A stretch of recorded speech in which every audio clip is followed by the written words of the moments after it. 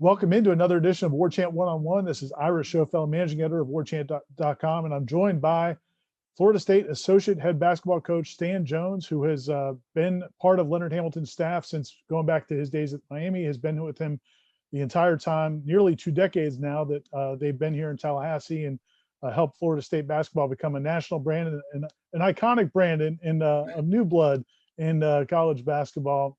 Thanks for joining me, Stan. How you doing? Thank you for having me. I'm doing well. Just getting prepared here to try to put a big time effort on here in Greensboro at the ACC tournament. Coach, you guys, it's been a crazy year. We talked a little bit off the air just about how bizarre this season has been, and really it's kind of fitting it. This is where it all started last year at the ACC tournament with you guys on the court as the number 1 seed and expecting to be the favorite to win the ACC tournament for the second time in Coach Hamilton's tenure. And then everything got shut down. And here we are now. It looks like, God willing, the pandemic seems to be, we've got some better answers now from a medical standpoint, but things are still strange. And this has been a strange season for you guys. You guys have persevered through it, finished with the second best record for a winning percentage, tied for the least amount of losses, but second best winning percentage in the ACC. Going into the ACC tournament this week in Greensboro, as you said, is the number 2 seed. But how strange has this season been? Has it been, I assume it's been unlike anything you guys have ever managed during your careers. Well, Ira, you're 100% right. Since we walked off that court in Greensboro, and it was kind of strange this morning. We went down to let the guys get some shots up in the Coliseum, which would be the only time we'd have before warm-ups tomorrow night. To go back in there and realize, we were just walking down this hallway and we were just out here warming up, getting ready to play, and nobody in the stands. And, it's just been historically strange in every way it could be possible, in terms of being away from our players for over 4 or 5 months, only seeing them by technology on Zoom or FaceTimes, not having the summer, not having even the recruiting visits and the different interactions you have during the course of a year that continues to build your team and build your program and creates the connection that sustains your energy. And even as coaches, with the schedule being truncated, then all of a sudden you're on pause, then you're back practicing, then you're on another pause, then you're back practicing, and you're trying to play as you go through your normal progressions of, we're going to put this in at this point, we're going to put this in. We know this team's coming down the schedule, we got to have this in. It's kind of been like, just grabbing straws out of the air of what should we actually put in practice. Maybe that helps us today because we're sitting around meeting this morning, and it was how we go to practice today and not know who we're playing. Well, that's kind of been the story of the whole season. Is you got to go to practice and try to get your guys in the right mind frame and have the right schemes and strategies in place. And all of a sudden, you may be getting ready for Virginia Tech and you play Pitt like we did a couple of weeks ago. And it's kind of the way tomorrow's game is going to be. So it certainly has been a challenge. I think it's helped us grow a little bit in terms of our communication skills. I think it's helped us grow a little bit in our adapting on the fly. But you certainly like it to be a much more regimented process where this is coming and kind of what we've grown up doing as coaches. So hopefully we're at a point where whatever comes our way through these tournaments in the ACC and the NCAA, we can adapt and we can we can go. It's kind of weird though. We go from getting off the plane last night to get on the buses and we go straight to take a COVID test. We don't go unpack our bags. We don't go get anything to eat. We don't go practice things we normally would do. In other years, we go straight and stand in line and have to have all this technology showing passcodes and having all the different swabs and all that kind of stuff going on. So it's certainly something we'll be able to tell our grandkids and stories about way down the line. You guys, even through all that, have had really an amazing season. When you think about the fact that, at the end of last season, you guys lost. Part of the reason I think so many people were devastated from a fan standpoint about last season ending the way it did is because you did have, an all-time great Florida State team. You had Trent Forrest, who's one of the best point guards in college basketball history. I think he's phenomenal. Now playing in the NBA, Devin Vassell and Patrick Williams, who are both lottery picks in the NBA draft. So a lot of people thought, okay, well, it's going to take a little time to regroup, but then here you guys come back, and for most of the season, we're really the best team in the ACC. And came up just short there at the end and didn't get the back-to-back regular season titles. How did the team handle that? And we talked to Raekwon Gray immediately after the game. He sounded mad that you guys kind of let that slip away. How have they processed that? And in a shortened season, can that be a valuable growing experience for those guys going into the postseason? Well, one of Coach Hamilton's strengths is being that steadying influence of whether it's too high or too low. And once again, he's done a masterful job, I think, in getting our guys regrouped for going into this quarterfinal rounds tomorrow night in the tournament. But it was certainly it was hard on the guys. It was hard on the coaches to have it right there. You're playing a team that, and maybe that's part of it. You're looking at Notre Dame, who's not had a typical Notre Dame year, and you think you're going to go in there and it's just going to take care of itself. And they kind of punched us in the mouth, and kind of the unexpected happened. And we still gave ourselves a chance. It was 74-70, and then we turned the ball over twice on two empty possessions there. And so it was certainly a gut punch to our guys, and hopefully it's going to be a gut punch that'll be a kick in the backside that'll kind of get us recharged and know we got to go through 120 minutes to try to win a championship here in the tournament and put ourselves in a great seed line for the NCAA tournament. I think the guys understand all of what we're playing for, and they understand the teams we're playing. I mean, we're either going to play Duke, who's in super desperation, and everybody in the country's feeling sorry for Coach K that he's on the outside looking in right now. It's baffling to me why anybody would feel concerned about that, but it is reality. And then you got a Louisville team that we've had quite a bit of success with here in the last 3 or 4 years, that if we get them, that they're certainly going to be looking at Florida State and putting a big bullseye on us and bringing whatever ammunition to the fight, to the court they're going to bring to try to knock us off. So our guys realize that it's going to be, it's not any easy game that we're going to be able to walk through and just kind of play poorly and not be able to get there. So I'm excited to see how our guys bounce back. They've done it all year. After every game we've played this year, when we've had a little dip in our play, we've bounced back and played really well. And so I'm counting on our guys reacting with their consistent behavior that they've shown. You can answer this as dismissively. You can laugh at me or the fans or other media people as quickly as you want to. But something that kind of comes up when you get to a point where this program is now, where the NCAA tournament takes on such a big importance because you guys are seen as one of the top programs in the country. Sometimes fans and media will ask, well, maybe the ACC tournament doesn't mean as much because, maybe get healthy and whatever you got to do to get ready for the NCAA tournament. What's the mindset of a competitor and you guys in the ACC tournament, going to the ACC tournament, and how important that is, even though you might have another goal in the distance? Well, in this league, and this from covering it for as long as you've had and being a student of college basketball history, this is kind of the granddaddy of them all in terms of conference tournaments and the history and tradition and the games that have been such high level over the course of the year.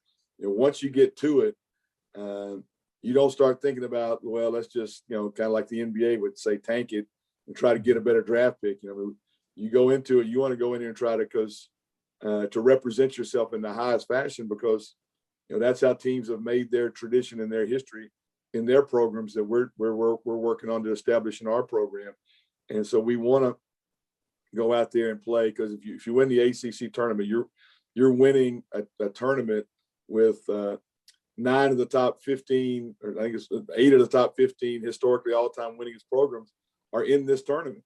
And if you can win in that deal right there, it just adds a level of credibility and validity to what you're trying to make your program to be. So you have a foundation that's going to last not only for this year, but just continues to build you that foundation that future players can stand on the shoulders of these players that have been building stuff over these last 10, 15 years. And we've been putting this together.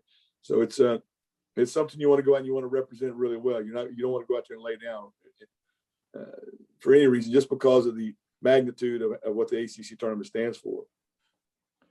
You guys, a lot of individual guys have had really good seasons, from Scotty Barnes being, the freshman of the year in the conference, and MJ, and you can go down the line. But Raekwon Gray, and I won't put you on the spot about all ACC voting, but Raekwon Gray, I think, has had just an incredible season. You look at what he does for you guys from a scoring, rebounding, passing, defensive. I mean, it seems like he's one of those guys that really impacts the game in so many different ways.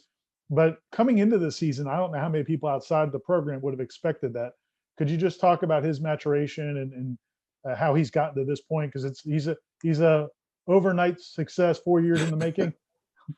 Well, it's been really gratifying as a coach because you really try to pour yourself into players, and development is the most important word in our program. And to see Raekwon Gray, who is an absolutely gem of a young man, his character, his personality, his desire to be good, and to see his maturation, because what you're seeing in Raekwon Gray, we've expected to come out. We just didn't know what the timeline would be. He's a guy that's been searching for his own maturity. He's been searching for his own self-confidence, and he's found it. And when you can help a guy get to that point where they go from being a guy that the very first day of conditioning when he was a freshman was intimidated to the point of tears because he didn't know if he could get through it. And he'd heard the sand pits and stuff were really hard, and he's coming in out of high school, and it was still growing into his body and different things. And so you see a guy go from that point to seeing a guy now that's on the All ACC conference team, and probably should have been higher than what he was. I really think he should have been in the conversation for, in that conversation, but probably winning it as the most improved player in the league. Yeah. I mean, they gave it to Matthew Hurd, who had a nice year, but you see where Raekwon Gray's come from. He didn't come from being a guy that was supposed to be a one and done player like Matthew Hurd, and see what Raekwon Gray's done to impact our program and impact our winning. And I really felt he should have been a winner of that award in our league. And it's just really, really gratifying to see him do that. And his ceiling is still really high. I mean, he's not all the way to 100% of what his confidence can be in the terms of what his skill sets can bring, and his impact on a team and a program can be. So he knows that. He and I just had a phone conversation the other night after the awards came out and talked about that, and he is a guy that really puts goals in perspective and really attacks them. And now, and he really wants to be on these stages here these next few weeks, and continue to see if he can let people start to realize that he is a consistent commodity in college basketball. And I'm not going to be surprised if he doesn't have a terrific run through these postseason games. And then staying on the topic of, Raekwon's kind of an in-between guy. He can play in the perimeter, he can run the point, or he can be a back to the basket or a guy near the basket. But since you work with, and you've had such a tremendous success with big men through the years, I think Balsha Koprivica, the way he's his progress from year one to year two has been really impressive. To Norton Nagam, I think has come along a long way. Then you got Quincy Ballard coming up behind them. What's the key to, I guess, helping big men play in your guys' system? Or how challenging is it for them to play in your guys' system? Because they're not just 7-footers. A couple times I've had people, even in the media, our friend Jeff Cameron, some others, and have criticized, maybe Tanar for not being able to handle a pass, rolling to the basket or something. You guys ask these guys to do a lot more than 7-footers traditionally were asked to do. How challenging is it to play in this offense, this system at that size? Well, we've got to do a better job. We've got to get them the ball a little bit more in some better spots, because they do have some skill sets that can really help us. And we've been trying to implement a few things here coming down the stretch to help them grow in confidence. Because big guys, if you do any studies about how big guys develop, they're when you're taller than everybody else at an early age, you either become you kind of lose a little self-confidence because you feel like you're a little bit of a misfit because you're bigger than everybody, and you also get a little passive because everybody tells you, oh, you're bigger than everybody, quit being a bully. So big guys have to grow through that psychological process, and it takes them a little longer than guards, and sometimes for the light to click on. But when it hits, it starts coming pretty quickly, and I think people are starting to see that, certainly in Balsha. And Tanor's coming out of a situation where he played in the Canadian university system, and there was the tallest guy he played against for his career up there was like 6'6". So he's never played against the size and the athletes that he's played for right now. So the game's been coming really fast at him. But I think you're starting to see glimpses of what he can do now that it's slowly starting to. And I don't think we're going to see his skill set blossom probably until him using advantage, hopefully, of this extra year the NCAA is given, where he can really have a summer and an off season if COVID allows. You're going to see a really, really big jump in him. But both of those guys are really, really important for how far we can go in the postseason play, because we're going to play against a lot of teams of really good size and really good bigs, and they've got to neutralize or dominate their position to the best of their ability, and really help us and we've really got to get a little bit better rim protection out of those guys. You're coming down the stretch, and then being more aggressive on coming over as secondary and primary shot blockers, and then being a little bit more effective on, if they don't get the ball passed to them, they got to look at every shot that a teammate takes as a pass to them, and they got to go get on the offensive glass. And if they do that, and we've had a lot of one-on-one conversations about that, and we've had a lot of conversations as a team, the importance of that. If they embrace that, it's going to make a huge impact on our ability to be successful.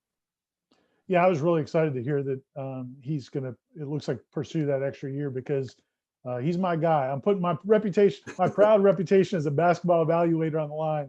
Knowing your development skills, Coach, I really think he's going to be a big-time player next year. I wanted to wrap up with talking about the Green Team. And I wrote a story about them a couple of weeks ago that people can find on our site at warchant.com. But the 4 grad student walk-ons that you guys have that have been in the program now for 5 years. One of the things I really didn't get into in that article is how they got here, and the fact that a couple of them, their first year here, they didn't even get a jersey or a number. They were on the team practicing, but they weren't really, you didn't see them on the website, and they really had to work to earn that spot.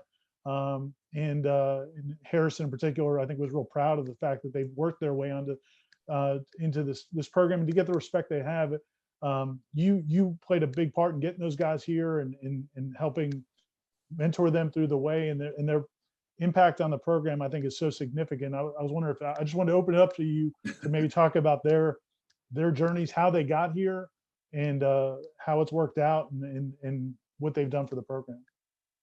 Well, first off, that article that you wrote about those guys before senior night was a great representation about those guys, and I'm glad that you wrote it because they deserve that opportunity. I quote retweeted it and put hashtag difference makers above, because those guys have been difference makers. As we look for those guys to fill into those walk-on positions in our program, we really try to find guys that have a real sincere reason to be at Florida State. They're at Florida State for more than just basketball. Florida State's in their heart. And there's also some kind of tie that one of our staff members kind of knows their coach, or they're the son of a coach, or we know somebody. And Will Miles, obviously being a legacy kid, his dad and his uncle played on the team back in their day. And then Travis Light was somebody that we knew from our Wizards days, and he was very close with his dad. And so we knew that there was going to be a buy-in from Travis.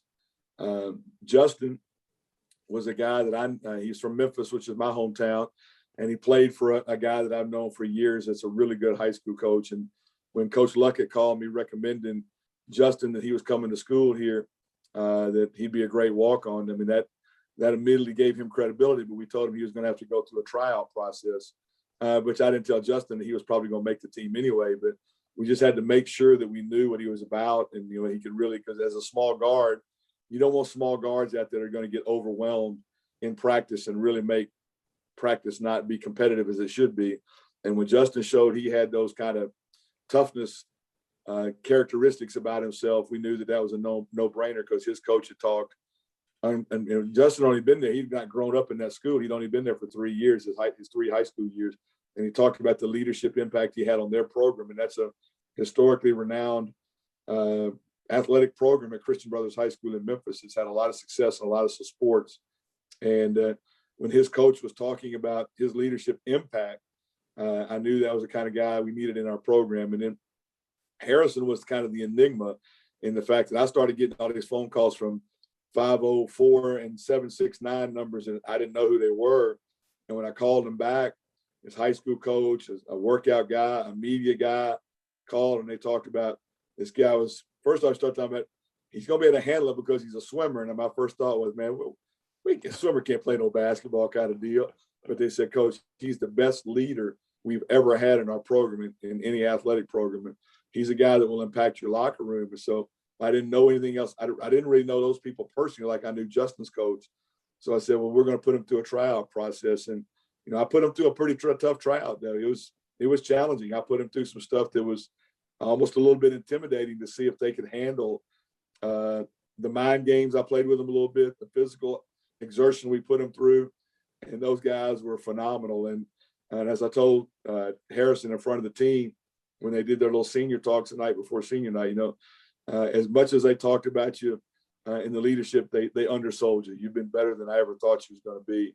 And it's just when you get that kind of character in your program, characters revealed in difficult situations, and those guys have been just terrific, and we're going to miss them, and we're working really hard to try to find some guys to replace them. And that's not going to be an easy task, but we're going to try to use the same model we did on testing those guys that would be coming into our program. And I think we found a couple guys that are going to be in that situation, and it's been good. We've had a couple young guys that we knew their background, has had a chance to learn behind those guys this year.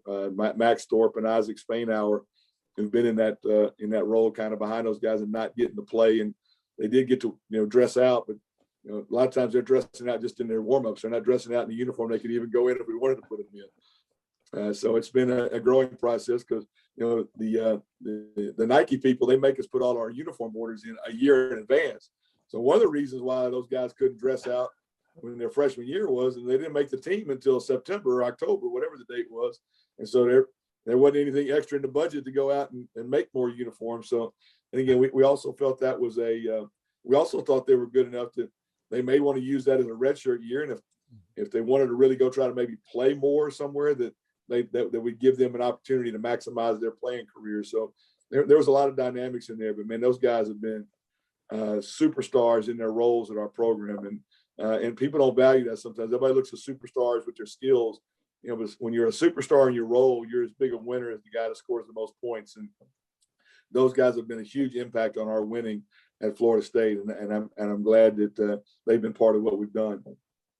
It was there's no better testament, I don't think, to what those guys have done, the impact they've had, and the fact that fans appreciate them, other than I've actually heard people asking, like, who's going to replace them? Like, people are worried about who the next green team is going to be, who the next walk-ons are going to be that help the team. And we noticed them at the last home game. It was a deeper group. I think you guys were rolling closer to 20 strong, on that group. So well, anyway, Coach, thanks for your time. I know you're busy, and you guys have obviously a huge challenge coming up with the ACC tournament and the NCAA tournament.